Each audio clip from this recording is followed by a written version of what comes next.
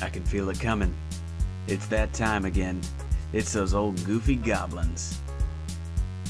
Welcome to Goofs and Goblins, the tabletop role-playing anthology. Welcome now to the third episode of the Grimm Realmm. People have been asking us, guys, how are you recording these episodes? What's your setup like? And I know people like to know more about their hosts sometimes, so here's a little bit of story time before story time. Matt and I have been playing since we were in high school. We started playing together with the release of 4th edition Dungeons & Dragons, but we had both played a game or two before that. Star Wars Saga Edition for me, and 3.5 D&D for Matt. Members of our group changed in and out. We added Tran and Johnstone, but we've basically been the same group of friends playing tabletop games in Austin, Texas, about once a week for almost 10 years. Recently, though, that changed. My lovely, lovely girlfriend Sabrina got a job as a flight attendant and got stationed in San Francisco. Her and I moved to the Bay Area in June of 2016, which is my first time living outside of Austin since I first started school as a kid. The group wanted to keep playing games together, so they have an in-person D&D group that still meets, but we also decided that we'd try and do an online game, using one of the many services that lets you sit in a chat room and roll dice together, which is really all you need to play a tabletop RPG. After a few sessions of our online game, we agreed that it would be fun to try and record and podcast our games. So when you hear us all, we're in a Skype call, rolling dice in a chat room, and playing out our adventures with no other visual aids than the occasional picture and whatever we can conjure up in the theater of the mind. And with that, it's time to start the episode. Once upon a time, after meeting the severe queen of Grimswood, Lady Antonia, and her boisterous husband, King Floos, the party of Felina, Shaw, and Malthus offered their aid in helping the bereft royals recover their young daughter, Ariel. Led away by me, the court wizard Trinculo, they learned that Ariel had been kidnapped by the foul dragon Sycorax, who is keeping the kingdom's pride and joy locked away in his lair, while demanding tribute from the royal coffers in return for her safety. After warning the brave heroes of the dangers posed by the Grimswood to outsiders, I offered them a magic potion to aid in their journey. Deciding caution was the better part of valor, and still sore from their run-in with the unkillable Volk, the Grimswood's divisive anti-guardian, the trio decided to stay the night and set off in the morning. So that's kind of a good recap for where you guys are at now. Sorry, can you repeat that? I wasn't listening at all. Nope. Yeah, I stepped out. Can Nope. you repeat that? It's just too bad. You wake up in a room. What do you do? I search for exits. There are no exits. It's a circular room. The walls are all white. The ceiling is 6 feet ahead. For real, though, y'all have stayed the night in the Raven Citadel, the king and queen of the Grimswood's castle, and you are waking up in the early morning, and it is time to go. You know that there's probably some breakfast downstairs, but otherwise there's not much else to do but get ready to head out. Do you guys have any business you'd like to take care of before you set out? I'm going to return my key card and check out early. You're going to return the key card? All right, cool. Some people like to keep them, but I don't think Felina would keep her key cards. Yeah, I mean, you know, it's always just the weirdest bit of petty revenge you can deal a hotel to take their key card. I like to keep mine for, memory's sake. Yeah, there you go. Yeah, I've been to this hotel. Y'all, this, your accommodations in this castle were nothing short of 3 guinea worthy. It was, yeah. I mean, is it New Guinea or Old Guinea? It's Papua Guinea, yeah. So y'all head down to breakfast, and the king and queen and Trinculo are there. It seems that most of the servants take their meals elsewhere, and this is kind of the only plot-relevant table in the dining room. I'm going to sit somewhere else. You want to just, eat in the kitchen? Or I'll just, take in my a food hallway? back to the car. I eat alone in the bathroom so that the other girls don't bully me. Oh, no. No. It's okay. It's International Women's Day, so all the girls are very full of camaraderie. They can't know when we recorded this. Oh, yeah. I don't want to date it. I kind of like it. All right, keep it in. So, it's breakfast. Y'all are eating. The king and queen of Trinculo are there. The mood at the table is relatively bleak. Somber. Yeah, between just the general oppressive environment of this dreary, mirthless castle and just really fucking early in the morning. And, you know, it's hard to be your best and brightest right as soon as you wake up. Yeah, Felina doesn't feel right until she's had her coffee. Yeah. And she hates Mondays. Shaw, not caring to participate in kitchen conversation, ate his meager breakfast and left, and he's ready to get into the woods and move the story along. Great. But y'all do whatever you want. No. I want a word picture. What am I eating for breakfast? Let's see. You are eating a rasher of bacon. George R. Martin, grant me wisdom. At the table, there was a rasher of bacon, a tincture of fruit juice, several loaves of fresh baked bread, both brown and white, porridge made from cut oats, and honey with chopped almonds. Oh shit, now I'm just making myself hungry. Lemon cakes and peas porridge. Right, so there's a breakfast befitting the nobility of this land spread out on the table. And you can ask for, you know, just about anything within reason from the kitchens, and they'll whip it up. Right, smart. Do they have Cinnamon Toast Crunch? They have a cereal that they can put some of the more exotic spices, cinnamon included. I want to bleed these coffers dry. Sycorax is already doing that, man. Sycorax may have a lens of far seeing, but can he see why kids love Cinnamon Toast Crunch? Perfect.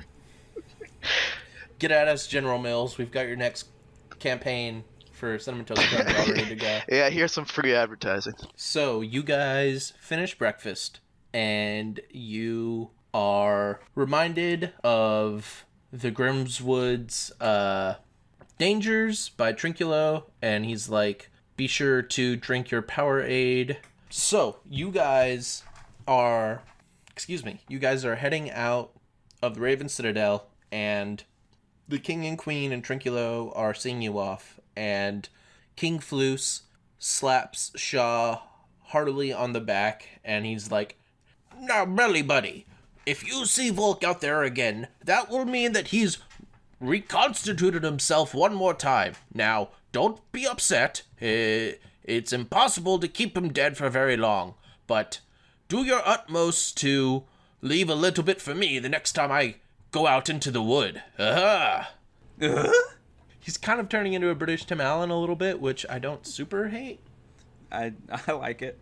Shaw says to the king, I'll save some for the fishes. Righto! And Trinculo, let's see, he's got a goodbye for Malthus, where he says, the wood is where the vast majority of our citizens live, and they live productive if somber lives there, so do your best not to kill first and ask questions later, If they don't cross me, then they will probably see the light of day. Good enough.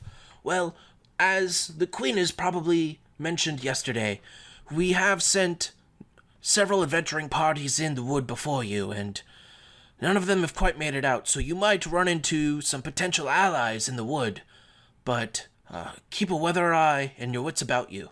And How much money did they give the queen to adventure for her? Oh, I'm not privy to the monetary details between contracted parties and their employer. Our coffers are nearly empty. We need more coffers. And so he goes to shake your hand, Malthus. as like, just a friendly kind of send-off gesture. Malthus just looks at his hand and then doesn't do anything about it. Okay, and he's like, well, all right then. And he turns around to leave, and he's like, fucking adventurers. And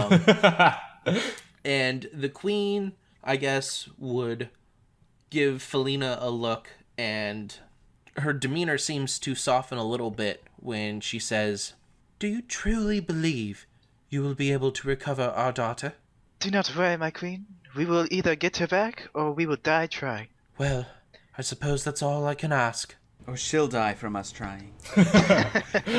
She looks at Shaw. Not in character voice. Oh, okay. She nods once and then turns to head back into the castle. So, you guys travel... If this wolf continues to reincarnate, why don't they just, continue killing him and then fuck up the entire demand and supply for fur trading? Don't you understand? If they kill him, he reincarnates in the Fire Nation. Oh, fuck. No, they would need to kill him 2 times for him to reincarnate in the Fire Nation. Next, he would show up in the...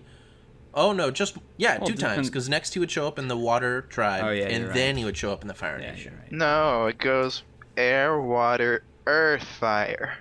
Oh, dag, yeah. Oh, right, because Avatar... What are we doing? I don't know. You guys are... You set up your horses, and you head out, and you travel through Wartburg, and once again, there are some people... you see some merchants setting up for a day's work. You see some people already milling about in the markets. You see a couple more cultist preacher types that you now might put together that they are Volkists. So if they're wearing wolf skin, does that mean they killed him? Or just to wear skin for his preaching purposes? No, you can tell that the skins that they're just wearing... normal wolves. Yeah, just normal wolves. It's fabric that someone cast prestidigitation on to look like wolf skin. I rolled it see through the illusion. Yeah, you can tell I that... don't see through the illusion. He was about to say that you could. There's a Joanne's fabric stuck Spit on the eye. back of there's a Joanne's fabric receipt. So, you guys are heading back through Wartburg. There, like I said, some merchants are opening up. There's a little people around.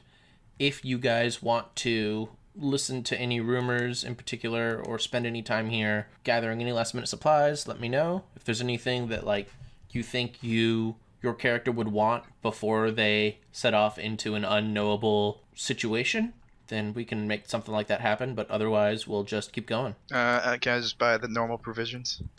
From maps, you know that the Grimswood normally takes just about a full 24-hour sort of march through the day to get through in its entirety. But yeah, you take enough food and water to make your way. So as you're buying some provisions, you hear 2 women. I heard Sven the woodsman got turned into a pig the other week by a witch. He ran back to his cottage to tell his wife, but she and his kids were so hungry they ate him without a second thought. Oh, the plight of the small folk, she says to herself. So you guys head out of Wartburg, and you follow the road a little bit, and there's a fork in the road, and... I pick it up. I pick up the fork. Okay, that was your one. That was it. You don't get any more fork in the road jokes. You spent both of them. You find a chopstick in the road. Right, so one of the paths there's a signpost there, and one of the paths heads back to the ride and north to Whitehorn, and the other path leads west further into the Grimswood. The woods you almost immediately are swallowed by the mist in this wood. You can follow the path still, and you can check your direction pretty easily, but for most other intents and purposes, this wood is very dark and very spooky and very full of fog and mist. So what that I want to illustrate that with a little peek behind the curtain for our listeners here. I'm going to be charting how they get through the woods via their rolls on 2 random encounter tables. And is this your best celebrity impersonation? I wouldn't dare presume to impersonate any kind of celebrity. I'm not sure, Hammer, if Michael Caine is still with you in the recording studio or if there's anyone else. I don't know. I mean, you have so many celebrities in and out of your area at all times. I'm just not sure. All right. This is Goof Master Tips with Matthew McConaughey. I'm going to tell you about the random encounter table. Say you can't decide what kind of monsters you want your buddies to face. Well, make yourself a little table. Put orcs on one slot, Giga Scorpion on another, and just fill the table with monsters. Then you roll a die when they reach the encounter, and you pick the corresponding row. That way you and your players get a little bit of a surprise when the encounter starts. All right, thank you, Matt. I really appreciate you coming in for that. He prefers Matthew. Oh, are you sure? I think to friends, it's okay to just call him Matt. This podcast isn't big enough for 2 Matts. Right. So essentially, what I've got here are 2 lists. So I'm gonna have you guys roll 2 different dice. The first dice is a roll for how many hours you travel through the Grimswood before some kind of big event stops your progress. And the second roll is going to be what smaller event happens as you're traveling to that big event. Let's have Tran roll for the big event, and let's have Johnstone roll for the traveling. A funny thing happened on the way to the goblin fight. Oh, man. Fuck. We don't name our episodes, but if we did... Okay, so it looks like we've got a 8 from Felina and a 2 from Malthus. Excellent. So, you guys are walking through the Grimswood, and the mist has gotten heavier. The trees in this part of the wood seem to have all died. There's no leaves anywhere but littering the ground, and they're alternatively dry and crackly or wet and squelchy, depending on whatever is creepier to you. The tree prisoners have starved to death. Suddenly, the mist that has been obscuring almost all of your vision returns to its normal level of nasty fog, and all around you, hanging from these trees, are corpses. The first one is literally hanging from a noose. It's a female wearing the tunic and surcoat of a knight, the same that one would wear beneath their armor. Her face is swollen with stoppered blood, and her eyes have popped like heavy blisters. Upon further inspection that you don't even want to do, but your brain can't seem to stop, it doesn't seem like the rope has been tied to the branch she's hanging from. Rather, it's slung over it. On the other side of the tree, serving as the counterweight that slowly suffocated her, is a suit of armor, a sword, and a shield. Another figure is staked to a tree. He's a tiefling, bound by a series of cold iron rods. The same rods that all demon-touched must avoid because cold iron hurts their very skin. There's one rod through both his palms above his head, one through his stomach, one through each kneecap, and his tail has been torn from its base and stuffed into his mouth. To cap it all off, it looks like his horns were forcibly ripped from his skull. The last figure's impaled. You can tell he's a half-elf, but his facial features and skin color suggest he's not native to the continent of Faerun. He has a stick impaled from the bottom of his core up through the top, and it's no simple spear. In fact, it looks like both ends were blunt, and through the viscera and debris coating the wood, you can see ancient ascetic swirls carved into the staff. These corpses are unmistakably similar to your own figures, and they stare in the same accusatory, dead gaze that only a corpse can at you. This sight is incredibly upsetting. I think that should probably go without saying, but what does need to be said is it challenges your sanity. So you all go a little bit crazy from seeing this. Amalthus, I just thought of another song. Yes. Let's go crazy. So you all see this horrific sight and you all go a little crazy. Malthus, you experience a powerful delusion. You know the potion of giant strength? Sure. You believe you're under its effects. Dope.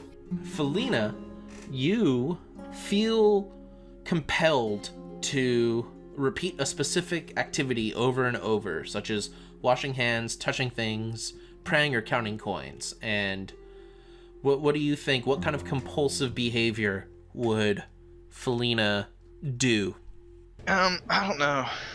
God, she just can't stop rolling 20s. Oh, fuck. Just not stop running 20s. I guess I just compulsively win at everything. I guess I'm just compulsively gaining all these temporary hit points. Do you want to say, like, maybe she has to compulsively check her weapons constantly or something? She keeps saying over after everything that she says. Yeah. I love it. Perfect. She's got to say over after everything she says. And Hammer, Shaw with that 96, he straight up falls unconscious. Oh yeah, baby. Shaw collapses to the ground Now in an absolute fugue state. Malthus, something's wrong with Shaw. Over.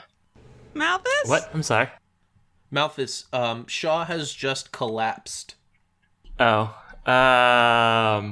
Malthus runs over and tries to wake him. Okay. Shakes him a couple times. Does anything happen? No. Oh. I mean, that usually works in the morning. This must be supernatural. I got this. I'm gonna go ahead and just carry him the rest of this way. You're going to carry him? Over. Yeah, no, I'm real strong right now. Just watch. So I got a 17 to strength check. oh shit, yeah, so you actually pick him up pretty good. You shoulder your... Are you guys... Betrothed? Yeah, are you guys... What? I don't want to put a label, so I won't. You shoulder Shaw, and you guys continue through the wood, and you get about 2 hours, I'd say, through the wood before you come across the remains of what looks to have been a campsite. A cook fire sits long cold, and a tent or two are in a state somewhere between being completely set up and completely taken down. Clothes and gear are strewn about the area. We have no time to camp out, so let's keep going. Over. After a quick word from our sponsor. Don't just go out at night. Be the night. The newest fragrance from Goofs and Goblins. Night soil. The texture of night with all the fertility and grace of soil. Night soil. When you absolutely, positively must make a good impression. Night soil. By Goofs and Goblins. I don't know if you noticed, but you have this weird tick going on right now that I've never heard before, where you just keep on saying over. I don't know what you're saying. Over. Alright, whatever. Could I get one of you two to roll a investigation check real quick? But I don't want to investigate. I want to continue on. Yeah, I also want to continue, but it's an investigation. 14. Okay, cool. So, Malthus, you spend a little time looking around, and you don't see any signs of violence or people being slain. It seems like people have just disappeared. You do uncover some feathers. You see some feathers lying around, and they seem to come from a very large bird. And Hey, it's the goose. just as you say that, from the forest you hear a quickly growing cacophony. 5 swans, unusually large, almost person-sized, come charging into the clearing. Yeah, they're all like, honk, honk, honk. Let's do it all They- together so it sounds like 4 swans doing it. They honk loudly at you guys as if trying to communicate, and they're gathering not like immediately up to you. They're exhibiting some very strange behavior that you've never seen from swans before. I cast the spell magic. There's definitely an enchantment, and you can feel it, so I need you to roll to try to break through. It's 17 plus stuff, I guess. 21. 21. Awesome. So you give it your all. The energy you're pouring into one of these swans starts to take hold, and you can see the feathers start to fall off of the swan's body, and the body starts to wobble and waver as its shape forms into something else. But suddenly there's like a arcane rubber band that was pulled too taut and snapped, and you're blown backwards, and the curse reasserts itself. And Got him. the swan like shakes itself and looks down and kind of spreads its wings as if it's looking at both of its wings, and it's like honk, and the others all gather around and they're like honk, honk, honk, honk, and they're checking the swan. They're running over to Malthus and like checking if he's okay and stuff. Malthus kind of gets up and tries to shake himself off and like, ugh, fuck, guys. That shit's rough. If you want, you can roll an Arcana check to try to determine the nature of this curse. 15? Excellent. So yeah, you understand that this is a particularly powerful permanent polymorph spell, but you know that this curse will last forever unless the person who cursed them lifts the spell, the person who cursed them dies, or a certain amount of herbs are mixed together into a potion and fed to these swans. And as you're figuring that out, one of the swans goes up to Felina and looks at Felina and is like, honk, and like swerves his big neck over to like point into the woods. I get it. I don't care though. Honk, honk, honk, honk. And it like sort of like uses its wings to Over.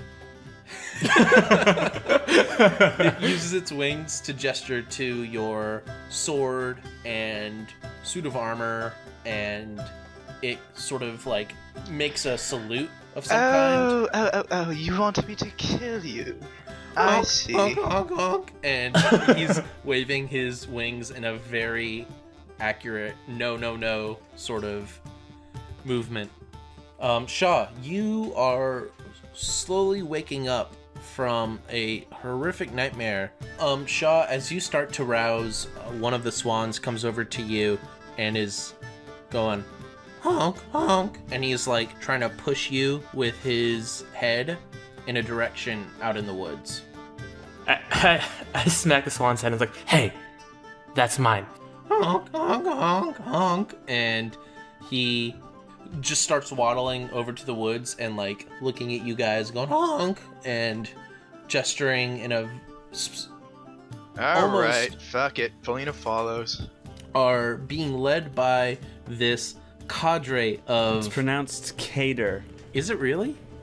No. I'm just kidding this time. Silly. So you guys are being led by these swans, and they take you over to they all gather around a tree, and you see that lying up near the tree is a small hand mirror. Its handle is plain wood, and otherwise it looks like the same kind of mirror that a noble woman might have in their vanity in their room. This tree is obviously cursed, and she whips out a hand axe and starts chopping down the tree. One of the swans tries to waddle over to the mirror, and like he picks it up in its beak and waddles over to Shaw and presents the mirror to you. Shaw hates mirrors. He destroys it. Okay. Shaw punches the mirror out of the swan's. Destroys it with his mind? I'm not sure Shaw can do that. No. Okay. Shaw looks deeply into the mirror. What do your elf eyes see? What does he see? He sees his own reflection. I don't understand what the swan wants from me. The swan looks at you expectantly and goes, honk, honk. Malthus grabs the swan's beak and says, honk. Jesus. The swan. Use your words, damn it. Swan, Use your the words. swan, his beak shut, goes, Malthus grabs the mirror and then puts the tree in its reflection. Does anything happen? no, you can see the mirror reflected. You see the tree reflected in the mirror, and you see yourself reflected in it if you're in the mirror's line of reflection. Nope. Didn't want to do that. I just hold it, and then I look over the top of it. Like, I hold it to my chest, so that way the mirror, it's facing the tree, and I look over the top of it. Yeah, you don't see anything except Felina still hacking away at this tree. How far away am I from chopping this tree down? I'd say you're pretty much there. The tree's about ready to go over. Alright. I turn and face the swan with the mirror still at my chest, and I look at the mirror. Is it there's just a swan in the mirror? Yeah, you see the swan that you've got the mirror pointed towards, and the swan like taps his beak on the mirror and then looks at you and goes, honk, honk. Nope. Okay, I don't understand it. I give the mirror back to the swan. Look out, this tree is falling over. I make sure to not be in the fall sight. All right, so the tree falls over, and for a moment the woods go quiet. Or, Does it hit any of the geese? no, the geese skedaddle out of the way, Damn. and it falls over, and for a moment there's silence and stillness in the wood. Did it make a sound? The tree made a sound when it fell, yes. Then from a hollow in the felled tree, a raven stumbles out and looks at you all and, kind of like tries to straighten its feathers. And who's holding the mirror? Malthus? Yeah. Yeah, this raven caws irritably and then swoops over towards Malthus. And I try to bat it with the mirror. let's see. Let's roll initiative between you and this raven, really quick. 14. Nonsense. Felina would totally go murder that crow. I caught that. Hey, does Felina get an attack of opportunity on the crow? No, you all were just kind of Oh, wait. A murder of crows? Murder that crow, yeah. okay. The raven rolled a 6. So what was your initiative? 14. Okay, so you get to move Wait, first. plus 3. 18. 17. All right, so you get to move first. This raven hasn't moved. It's sitting there on the ground. Oh, okay. Well then, are we trying to kill this? I mean, Malthus doesn't really care. He just points this mirror towards the raven, and then to see if this mirror reflects anything different other than this raven. Okay, so you point the mirror towards the raven. The raven, which, as you know, ravens can mimic simple sounds, does a passable impression of saying "mirror, mirror," and when it does, you can kind of feel the handle of the hand mirror warm a little bit, and you see the contents of the mirror turn to darkness. Oh, okay. I look at the mirror, and then I say, "Mirror, mirror in my hands, who's the best player in this band?" Wait, let me say that in Malthus' voice. "Mirror, mirror in my hand, who's the best player of this band?" Do I see my reflection? No, but you hear... Fuck. you hear, from somewhere in your head, Has Malthus ever used a sending stone, like the magical version of a walkie-talkie, before? I doubt it. Maybe. I don't know. I don't think so. Okay. So in that case, you're not familiar with this, but you hear in your head, what? Huh? And the darkness on the mirror sort of shifts a little bit, and you see the darkness begin to lift as what looks like leather cloth or some kind of cloth is being unraveled from the mirror. Imagine if you... Wait, the reflection has cloth inside that's unraveling, or like the actual mirror has cloth on it? Imagine your whole face was wrapped up in heavy gauze so you couldn't see, and the gauze is slowly being unwound around your face, so your vision is being revealed slowly. Okay. That's what's happening to the image on this mirror. And soon the cloth is completely removed, and you see the face of a young woman. And she's like, What? What are you doing with the other Mia?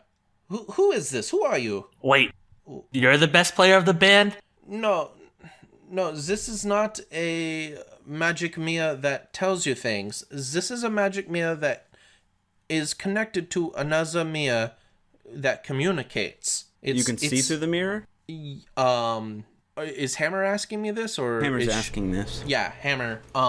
She can see through the mirror? Yes, she... But can she see why kids love Cinnamon Toast Crunch? Fuck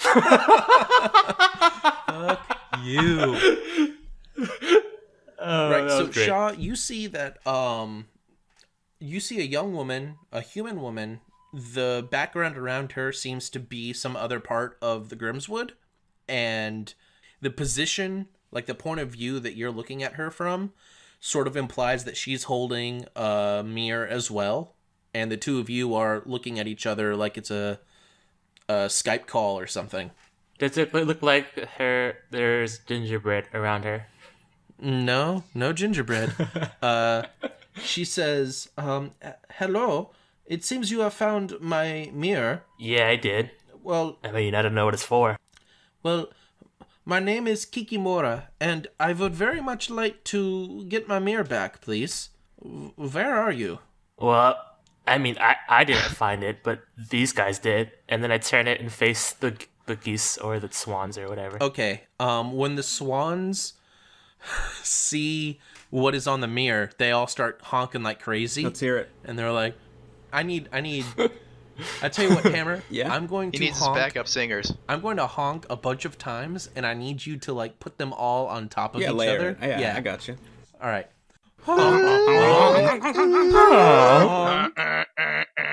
So yeah, the swans go fucking wild, and the woman, Kiki, she Malthus, you can hear her, and she's like, "What are those swans doing? What is? Listen, that is not important. I would like my mirror back." Hold on, wait. I want to roll the insight real quick. I got a 12. Not very good. Okay. What are you trying to? What are you trying to judge? Well, like her? The swans are going crazy, and obviously she says she doesn't know. So in Malthus's head, like these swans have seen her before because they are reacting insanely towards her. So Okay. You're not. I'm just trying to see if she genuinely doesn't know what's up with these swans. Okay, so you've got the mirror like turned back to you, right? So now you're talking to her face to face again. Okay. Yeah. You can't really tell. It mostly just seems like she genuinely wants her mirror back, and she says, "Right, I've been trying to locate my mirror after it went missing. Vuvu, are you there? Vuvu?" And she's kind of calling out, and the raven that stumbled out of the tree like flies over and lands on your arm, Malthus, and looks in the mirror and is like, "Mana." And the woman goes, "Oh yes, Vuvu, there you are. Can you lead these men back to me? And we will get the mirror back, and I will pay you for your trouble, of course. But Felina rips off her helmet and says, "I am no man," and stabs the mirror in the face.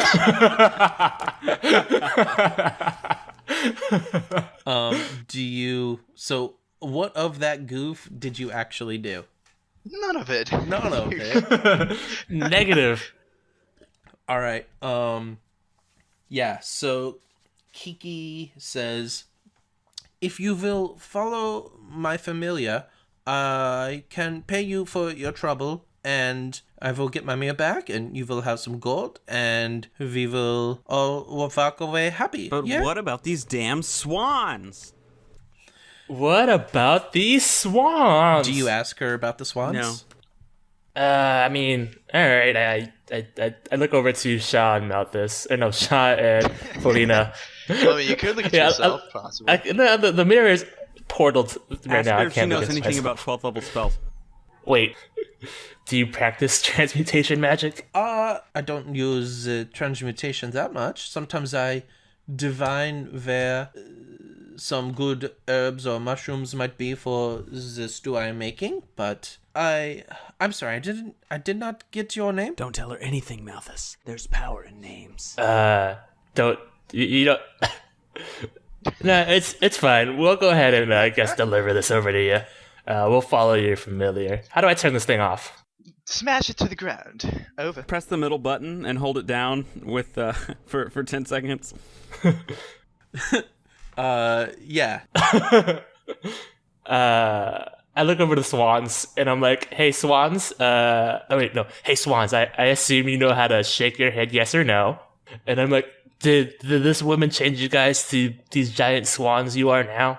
The swans all look at you and they're like, honk, and they nod their head yes. And the raven caws and like swoops over and starts trying to peck at some of the swans. And the swans are like just running around with their wings covering their heads. What if the raven was a people too? Oh shit! What if these trees? But he's not. What if all the trees were people? What if Soylent Green was people? It is people. All right. So you're. Wait. Malthus follows the familiar and then starts pecking at these swans too, thinking that it's the wait. No, I'm just kidding. Walk this way. There's a bird fight going on in front of you guys right now. The swans are running around, and the raven is like trying to peck at them, and is cawing and generally being very aggressive. I got 5 groats on the swans. Swans are shit. assholes. No, the swans are being very scared, so I'll take you on that bet. All right, 5 groats. 5 groats, let's go. 5 on it. No, I say, hey, we ain't got time for this shit. Let's go. Familiar, lead the way. But you just stopped your own bet. If it's a tie, Over. then nobody owes anything anybody. So you try to get the raven's attention, and it eventually leaves off its attack of the swans and starts fly hopping from branch to branch, leading you guys in a certain direction. Got it. And one of the swans waddles up to Felina and, like, with his beak grabs at part of your surcoat and, like, tugs it and gives you this very desperate look and is like, honk, honk. She smacks his bill and says, "You do not have permission to touch me." The swan, looking slightly ashamed, goes, honk, and gives its best. But where was she? Where was the swan trying to pull me to? It wasn't trying to pull you in any one direction. It was trying to pull in the way that It was like saying a child, like honk me, Obi-Wan Kenobi. like You're my only honk.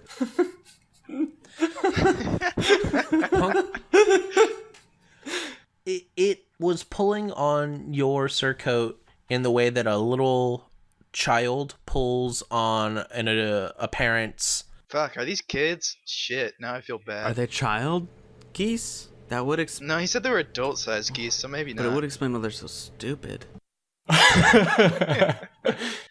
The raven's now trying to lead you guys down a path in the wood to where Kikimora is apparently waiting so she can get her mirror back. Why are we giving her mirror back? I do not trust her. I don't trust her either. Yeah, me neither, but It's alright.